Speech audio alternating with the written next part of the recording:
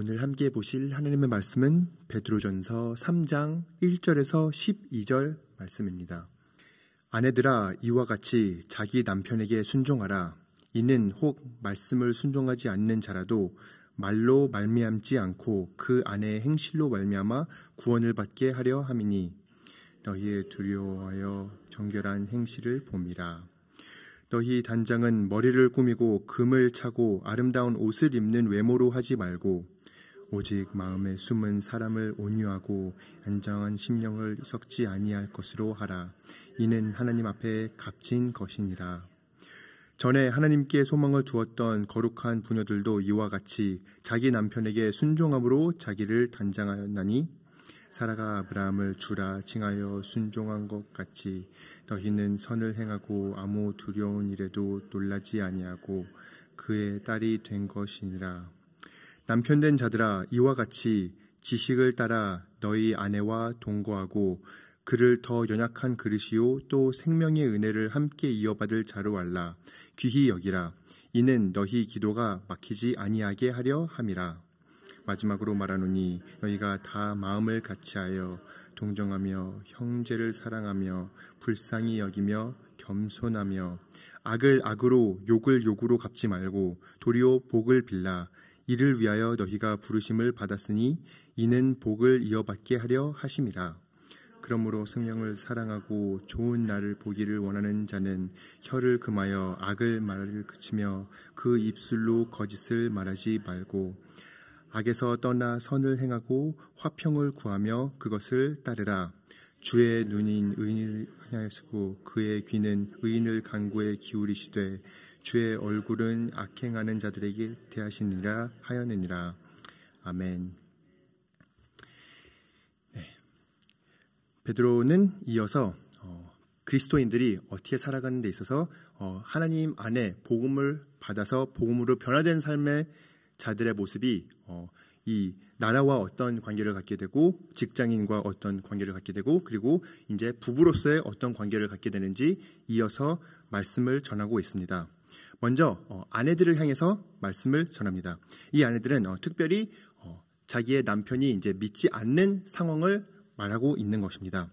이렇게 아내가 만약에 결혼을 이미 한 상태에서 복음을 받아들이고 예수 그리스도를 영접하였을 때 이제 어떻게 살아야 되는 것인가 라고 했을 때 베드로는 이렇게 얘기를 하고 있습니다. 바로 자기의 남편에게 순종하라고 얘기를 하고 그거의 목적은 바로 혹시 그의 아내의 행실로 말미암아 그 남편마저도 구원을 받게 하려 하는 것입니다.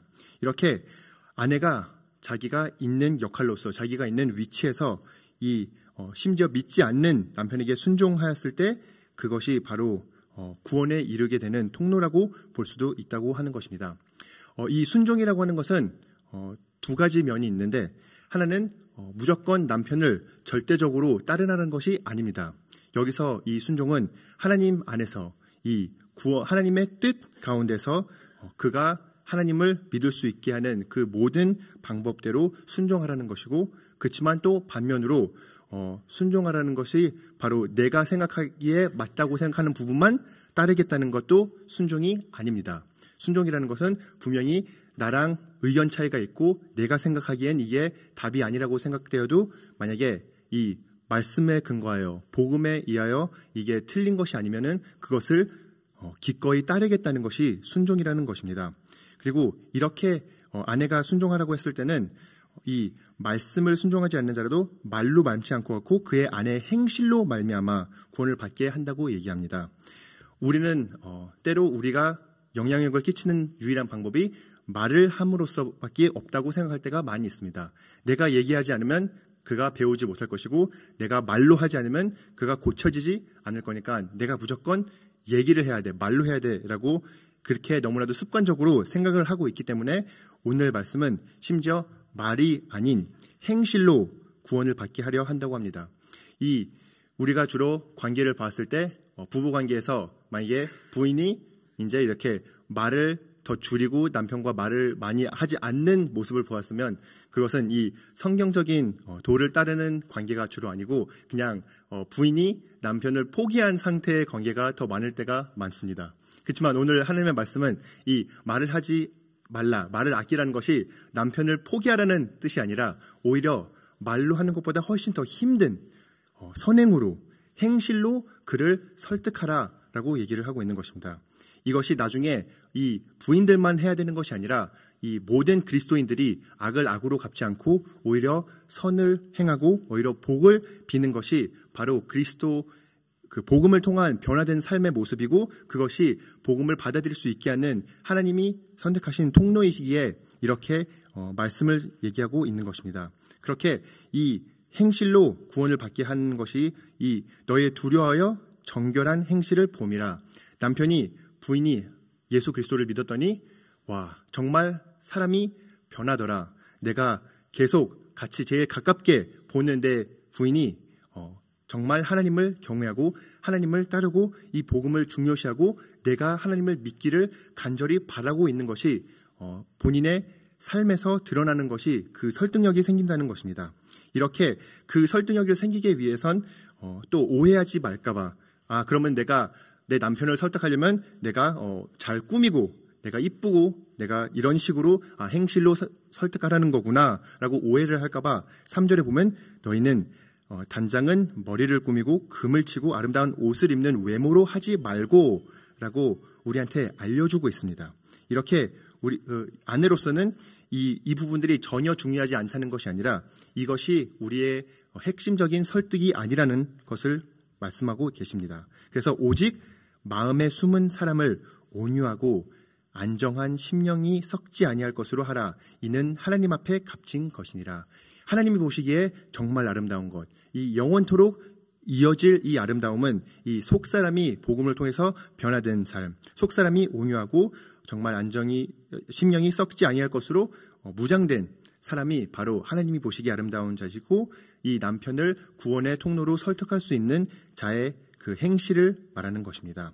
이렇게 변환될 삶을 통해서 이 온유한 마음이 있는 자들이 항상 하나님이 아름다움을, 복음의 빛을 발휘할 수 있는 것이기에 우리 뉴욕 장로교회 모든 아내들은 이렇게 하나님의 뜻대로 남편에게 순종하시는 분이 되시길 간절히 소망합니다. 이렇게 이 비유로 이제 어떤 아내가 그렸는가라고 했을 때 사라를 다시 아브라함의 부인 사라를 떠오르게 합니다. 이 사라를 떠오르게 하는 이유는 그가 남편을 순종함으로 자기를 단장하여 쓴 자라고 얘기를 하고 있고, 사라가 아브라함을 주라 칭하여 순종한 것 같이 너희는 선을 행하고 아무 두려운 일에도 놀라지 아니하면 그의 딸이 된 것이니라. 여기서 사라가 유일하게 주라고 아브라함을 부르는 구절은 바로 하나님께서 이제 아들이 생길 거라고 얘기했는데 내년 이맘때 아들이 생긴다고 했을 때 사라가 웃습니다. 그래서 웃으면서 어떻게 내 주를 통해서 내 아브라함, 내 남편을 통해서 이런 일이 있을 수 있을까라고 해서 그런 의심을 보이는 상태인데, 그 상황 속에서도 자기의 남편에 대한 그 태도가 그를 주인이라고 부르는 태도인 것을 보여주고, 또한 사라가 이집트로 끌려가게 되죠. 왜냐하면 남편이 내 동생이라고 얘기하라고, 내 부인이 아니라 내 동생이라고 얘기하라고 부탁을 해서 계속 남편의 그런 실수로, 판단 미스로 이렇게 끌려가게 해도 되는데, 그렇지만 그런 상황 속에서도 두려워하지 않고 하나님께서 이제 꿈을 통해서 바라오에게 경고를 줄 때까지 그냥 순종하고 따랐다는 그 사라의 모습이 바로 이런 순종을 하나님께서 바라시고 이런 순종이 우리의 남편의 구원에 이루는 도구가 될 수 있는 거구나 라고 비유로 보여주게 되는 것입니다. 이렇게 부인이 남편을 순종하고 하나님의 순종을 위해서, 하나님이 원하시는 복음 전파를 위해서 이렇게 행했을 때 남편이 바뀔 수 있다면, 그럼 남편의 역할은 무엇인가? 이것은 이제 믿는 남편들에게 얘기하는 것인데, 남편된 자들아 7절에 이와 같이 지식을 따라 너희 아내와 동거하고 그를 더 연약한 그릇이요 또 생명의 은혜를 함께 이어받은 자로 알라 귀히 여기라. 먼저 귀히 여기라고 명령을 하고 있습니다. 귀히 여겨야 되는 두 가지 이유는, 첫째는 더 연약한 그릇이기 때문이고, 둘째는 생명의 은혜에 함께 이어받은 자인 것입니다. 이것을 둘 다 놓치지 않는 것이 오늘 말씀을 통해서 되게 중요하다는 것을 알려주고 있습니다. 더 연약한 그릇이라는 것은 그냥 단순히 더 육체적으로 약한 자라는 것입니다.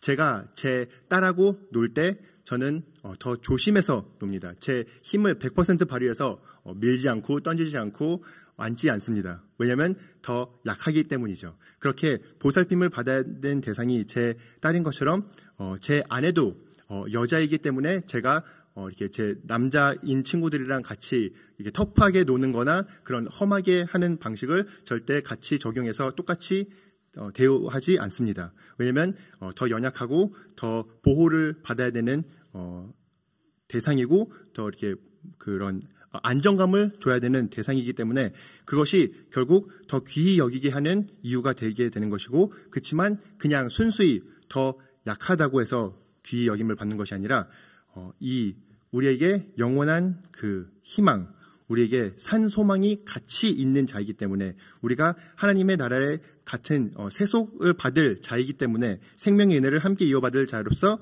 그를 귀히 여겨야 된다는 것입니다. 이 고대 사회에서는 남편이 모든 그런 뜻을 받고 그것을 첫 장남에게 주었습니다. 그렇기에 여자에게는 그런 상속권이 없었기에 더 업신 여길 수가 있었습니다. 그렇지만 기독교 가정 속에서는 우리가 그런 세상이 말하는 상속보다 훨씬 더 귀한 하나님의 나라의 같이 상속자임을 보여줌으로써 우리가 같이 생명을 함께 이어받을 자로서 그만큼 더 귀히 여겨야 되고 존중해야 되는 것을 알려주고 있는 것입니다. 그리고 이 목적의 최종 결론은 너희 기도가 막히지 아니하게 하려 함이라. 이 너희 기도가 이 남편의 기도이고 동시에 아내의 기도를 의미하는 것입니다. 우리는 얼마나 자주 내 기도가 막히지 않기 위해서 내가 무엇을 조심해야 될까라고 생각을 합니까? 우리는 별로 그런 생각을 하지 않습니다. 하지만 하나님께서 우리에게 중요시 여기라고 하는 것이 바로 우리의 기도가 막히지 않는 것을 중요시 여기라고 합니다. 이것이 얼마나 중요하면 우리의 인간관계에 있어서도 분명히 이런 어려움들, 거리낌들이 없을 수 있도록 잘 우리가 준비하고 우리가 서로를 귀히 여기는 것, 순종하고 귀히 여기는 것을 함으로써 우리의 기도가 막히지 아니하게 하나님께서 미리 말씀해 주시고 있고, 우리는 많이 그런 걸 경험할 수 있을 것입니다. 우리가 교회에 예배드리러 왔는데 오는 차 타는 그 짧은 사이에 이제 부부 관계가 흐트러지면서 어떻게 되죠? 예배에 집중을 못하고 기도에 집중을 못하고 우리가 해야 할 선이 있는데 그것을 다 놓쳐버리게 되는 것이죠. 그리고 그게 너무나도 큰 손해이고 우리가 빛과 소금의 역할을 못하게 하는 것이기 때문에 우리는 우리의 기도가 막히지 않기 위해서 우리의 삶의 모든 부분을 주님 앞에 점검을 받고 주님 앞에 순종해 나가는 것이 우리의 복음 안에서 해야 될 우리의 도리인 것입니다.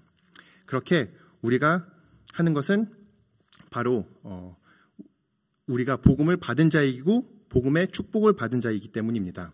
이 마지막으로 말하노니 8절에 너희가 다 마음을 같이하여 동정하며 형제를 사랑하며 불쌍히 여기며 겸손하며, 이 마음을 같이 하라고 합니다.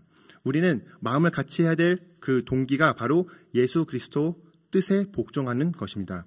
우리는 때로는 나랑 마음이 맞는 사람이 있어야지만 나는 그 사람과 마음을 같이 한다라고 생각을 하고 내가 생각하는 대로만 해야지 내가 동의하고 같이 한다라고 생각할 때가 너무 많이 있습니다. 그렇지만 교회는 그렇게 내 뜻대로 되고 내 뜻대로 안 되면은 그러면 전혀 하지 않을 거야 라고 하는 그런 공동체가 아니라 우리 모두가 예수 그리스도의 마음 안에서, 예수 그리스도의 뜻 안에서 마음을 같이 해야 되는 자인 것입니다. 그래서 마음을 같이 한다는 것은 되게 어떻게 보면 어려운 것입니다. 왜냐하면 우리 모두가 다 예수 그리스도의 뜻에 복종해야 되고 이 말씀의 뜻에 복종해야 되기 때문입니다. 그렇지만 이것이 우리의 부름이고 우리가 그렇게 함으로써 동정하여 형제를 사랑하게 되고 서로를 불쌍히 여기게 되며 우리가 같이 겸손하게 되어갑니다. 이것이 하나님께서 우리에게 바라시는 복음으로 변화된 삶인 것입니다. 그래서 이렇게 살아갔을 때는 9절에 나왔듯이 악을 악으로 욕을 욕으로 갚지 말고 도리어 복을 빌라. 이를 위하여 너희가 부르심을 받았으니 이는 복을 이어받게 하려 하심이라. 이렇게 우리가 겸손해야 되는 이유, 우리가 서로 형제를 사랑해야 되는 이유, 우리가 한 마음을 같이 하여 이렇게 오히려 악을 악으로 갚지 않고 선을 베풀라는 이유는 결국 그게 우리의 복이 되었다는 것을 얘기합니다. 하나님께서는 우리가 서로 사랑할 수 있기 위해서 모든 동기부여를 주십니다. 하나님이 선하시기에 우리가 그렇게 해야 되는 것이고, 우리 형제 이웃에게 그게 덕이 되게 해야 되는 것이고, 그게 마지막으로 우리에게 복이 되게 하려 하심이기 때문에 우리가 서로 사랑해야 된다고 말씀을 하고 계십니다. 우리가 잘 아는 마가복음 5장 44절에서 48절 말씀을 보면, 나는 너희에게 이르노니 너희 원수를 사랑하며 너희를 핍박하는 자를 위하여 기도하라.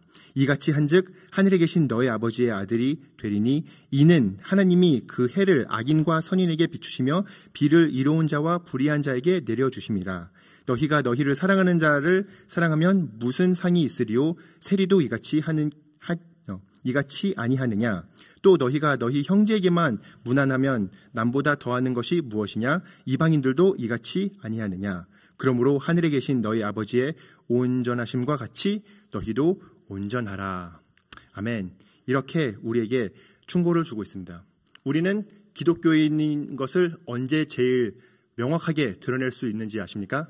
그것은 우리가 세상 사람들이 봤을 때, 그 정도 관계였으면 깨졌어야지. 그렇게 그 사람이 죄를 범하였으면 그 관계는 더 이상 있을 수가 없지라고 얘기할 때, 우리가 용서를 하고 우리가 사랑을 하고 우리가 서로의 흠을 다 커버해 주는 것이, 그게 복음이 가능케 하는 삶이고 복음 안에서 복된 삶인 것입니다. 우리가 기독교인 걸 드러낼 수 있는 것은 우리가 잘 지내는 사람과 그냥 사이좋게 좋은 관계를 맺었을 때가 아니라, 우리랑 너무나도 다르고 우리에게 너무나도 큰 피해를 준 사람을 오히려 사랑할 수 있고, 오히려 그를 위해서 기도할 수 있고, 오히려 그가 복음 안에서 변화되기를 바라고 기대하는 그런 삶을 살아갔을 때, 세상 사람들이 저 사람들에게는 뭔가 다른 게 있구나. 우리가 상식적으로 논리적으로 생각했을 때 나올 수 있는 행동을 하는 것이 아니라 정말 이해할 수 없는 그런 무언가가 있나 보구나. 그게 바로 선행으로 이 복음을 전하는 설득력이 생기는 것입니다. 그리고 이런 사랑이 세상이 받았을 때, 그리고 상대방이 받았을 때, 하나님의 사랑이 그렇구나. 하나님이 의인에게만 비를 주시는 것이 아니라 악인에게도 비를 주시듯이, 모든 자에게 선을 베푸듯이, 우리도 우리한테 잘해주는 사람한테만 잘해주는 것이 아니라 우리한테 유익이 되지 않고 해를 주는 사람한테도 잘해주었을 때, 그때 우리가 예수 그리스도가 드러나게 되는 그런 순간들이 될 수 있는 거구나. 그때 하나님이 우리에게 빛과 소금의 역할을 감당하고 그게 하나님께 영광을 돌리는 삶이구나라고 깨달게 될 수 있을 것입니다. 제 삶 속에서도 그것을 여러 번 경험한 것 같습니다. 제가 중고등학교 때 놀림을 받고, 내가 이제 동양인이라고 놀림을 받았을 때 그들에게 똑같이 이제 싸우는 것이 아니라 오히려 계속 친절하게 대하고 계속 예의 바르게 대했을 때, 그들이 오히려 반대로 나는 너한테 해를 끼치는데 왜 너는 나한테 똑같이 복수하지 않느냐라고 반대로 따지면서 오면서 결국 복음을 전하게 될 수 있는 기회가 됐었던 기억이 나고, 그리고 저희 아버님도 이제 집시 선교 사역을 하시면서 그 집시 구역에 이제 새로 들어가서 그 사람들을 이제 복음을 전하려고 갔더니 그들이 저희 아버님을 패고 지갑을 훔치고 거기 길바닥에다가 버려두고 갔는데, 그 다음 주에 다시 아버님께서 그 자리에 가서 복음을 전하고 그 사람들을 만났을 때 그 사람들이 당황하는 모습, 그 사람들이 이 사람이 왜 다시 여기에 왔을까라고 하면서 오히려 그 사람들과 더 친해지게 되고 그 사람들이 집을 열게 돼서 더 이런 하나님의 복음을 전할 수 있는 기회가 될 수 있었던 것처럼, 우리는 항상 기독교인으로서 이렇게 세상과 반대되는 그런 하나님의 사랑의 접근, 하나님이 악을 악으로 행하는 것이 아니라 우리가 오히려 그들에게 복을 바라는 것을 우리에게 주신 사명이고 우리에게 주신 부르심입니다. 그리고 이것은 복음을 받은 자로서 가능케 하는 것이고, 그 동시에 복음 안에서 우리가 축복된 삶을 살아갈 수 있는 그런 통로인 것입니다. 그러니 우리 뉴욕 장로교회 성도님들은 항상 하나님의 뜻을 최우선 순위로 악을 악으로 행하지 않고 오히려 선을 행하시는 장로교회 성도님들이 되시길 간절히 소망합니다. 함께 기도하시겠습니다. 주님, 우리에게 하나님의 말씀을 주시니 감사합니다. 우리가 이 모든 인간관계 속에서 주님을 최우선 순위로 둘 수 있도록 도와주시옵시고, 우리가 아내로서 남편으로서 주님께서 바라시는 그 뜻을 다 잘 감당할 수 있도록 주님께서 능력 허락하여 주시옵시고 우리가 세상의 기준으로 세상의 방식으로 살아가는 것이 아니라 하나님의 말씀과 하나님의 뜻으로 예수 그리스도 안에서 거듭난 삶을 살아갈 수 있도록 성령 충만케 하여 주시옵소서. 우리의 연약함 가운데 주님이 매순간 매순간 은혜를 베풀어 주시고 자비를 주시니 감사합니다. 그 자비 속에서 우리도 변화된 삶을 살아갈 수 있도록 도와주시옵시고 우리의 흠을 다 십자가에서 죄사함을 허락해 주신 주님, 우리 또한 서로를 용서하고 서로를 사랑할 수 있도록 도와주시옵소서. 이 모든 말씀 예수님의 이름으로 기도드립니다. 아멘.